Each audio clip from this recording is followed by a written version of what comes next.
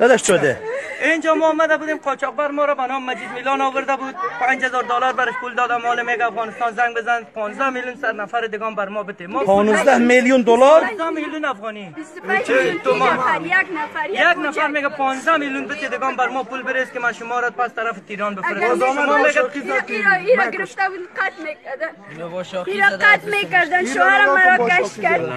این عزیز نیک برام. کودکای مرا گوشش را میبرید، چشمش را با پنجه میبرید. این خانم مرا کی بیل گوشت بچه تو مجید میبری؟ میلانی. مجید میلانی اسلحه واردن اسلحه واردن ما را قفل کردن.